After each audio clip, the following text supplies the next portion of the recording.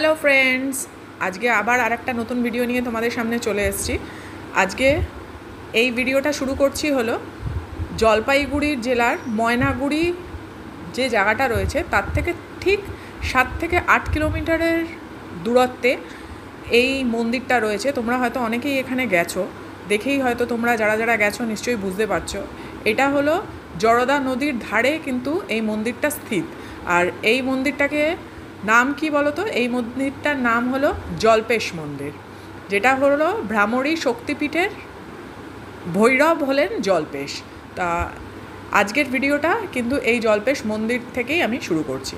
দেখো কি সুন্দর এর স্থাপত্যটা, যে কি সুন্দর লাগছে সামনে থেকে। আর যেমন সুন্দর পরিবেশটাও কিন্তু খুব সুন্দর ছিল। আর যখন আমরা গেছিলাম সেই সময়টা একদমই ফাঁকা ছিল। তোমরা জানো যে এই সময়টা এখানে ফাঁকাই থাকে, কিন্তু যখন শিবরাত্রির টাইমটা হয় সেই সময় কিন্তু এখানে একদমই জায়গা পাওয়া যায় না, প্রচণ্ড রকমের ভিড় থাকে, যেটা তোমরা সবাই জানো। এই মন্দিরের শিবলিঙ্গের কিন্তু একটা বৈশিষ্ট্য রয়েছে। সেই বৈশিষ্ট্যটা কি? এখানে শিবলিঙ্গকে কিন্তু জললিঙ্গ বলেও জানা যায়। কেন হলো জললিঙ্গর পিছনেও কিন্তু একটা কারণ আছে। কারণ এই শিবলিঙ্গটা কিন্তু তোমরা বাইরে দেখতে পাবে না। এই শিবলিঙ্গটা কিন্তু একটা গর্তের ভেতরেই রয়েছে, এটাকে কিন্তু বাইরে দেখা যায় না। আর এটা হলো একদম সামনে, কিন্তু মন্দিরের ভেতরে কিন্তু করা যায় না, ভিডিও করা যায় না। ওটার জন্যে আলাদা করে পারমিশন নিতে হয়, তারপরে তোমরা ভিডিও করতে পারবে। কিন্তু ওখানে কিন্তু চট করে ভিডিও করতে দেয় না। এই যে এখানে দেখতে পাচ্ছ যে যারা মানত ঠানত করে, সব দড়ি ঠড়ি তারা করেছে, লাগিয়েছে যারা মানতের দড়ি। এই যে সামনে কয়েকটা স্টল রয়েছে। ওই সময়টা একদমই ফাঁকাই ছিল, কারণ আমরা এই 1 সপ্তাহ আগেই আমরা গেছিলাম, তো সেই জন্যে এই সময় কোনো পুজো ছিল না। কিন্তু আমরা ভেতরে শিবের কিন্তু পুজোটা কিন্তু আমরা দেখতে পেরেছি। এটা আমাদের কাছে একটা খুব বড় পাওনা, যে ওখানে কিন্তু খুব সুন্দরভাবে পুজো হচ্ছিল। তো চলো এবার এই যে জল্পেশ মন্দির, এই মন্দিরটার ব্যাপারে আরও একটু বিস্তারিতভাবে আমরা জানি, যে এটার প্রতিষ্ঠা কবে হয়েছিল, কে করেছিলেন এত সুন্দর মন্দিরের প্রতিষ্ঠা, এগুলো আমাদের জানার চেষ্টা করতে পারি। তো চলো, এই মন্দিরটার প্রতিষ্ঠা করেছিল 1524 সালে কুচবিহারের মহারাজা যিনি ছিলেন নরনারায়ণ, তার বাবা কিন্তু এই মন্দিরটা 1524 সালে প্রতিষ্ঠা করেছিলেন। তার বাবার নাম কি ছিল? বিশ্ব সিং। তার বাবার নাম ছিল, নরনারায়ণের বাবার নাম ছিল হলো বিশ্ব সিং। সে কিন্তু 1524 সালে এই মন্দিরটা, জল্পেশ মন্দিরটার কিন্তু নির্মাণ করেছিলেন।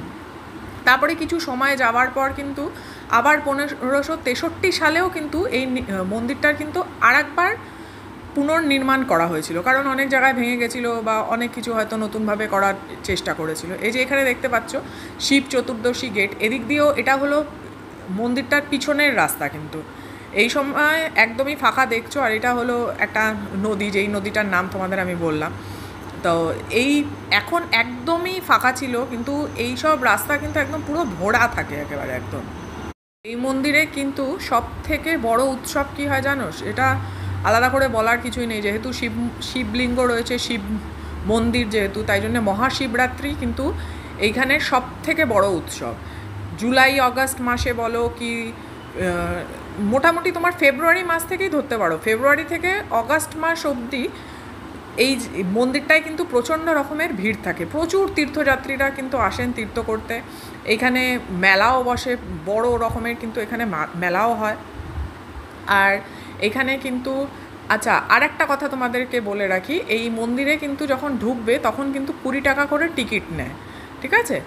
আর 20 টাকা করে টিকিট নেয়। আর এখানে কিন্তু ভোগ খাওয়ারও ব্যবস্থা কিন্তু রয়েছে।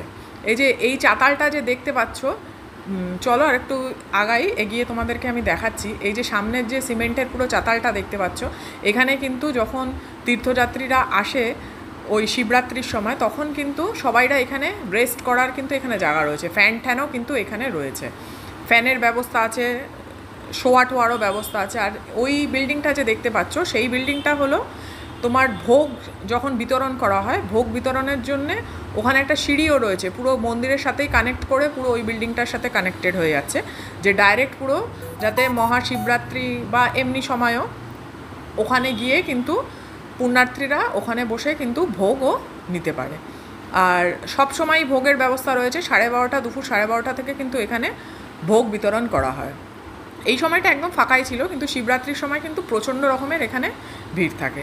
তো আশা করি তোমাদের এই ভিডিওটা ভালো লেগেছে। যদি ভালো, আর এই যে এইখানে দেখো টিকিট কাউন্টারও রয়েছে, দুটো টিকিট কাউন্টার রয়েছে, একটা এই সাইডে রয়েছে আর একটা একদম ফ্রন্ট গেটে রয়েছে।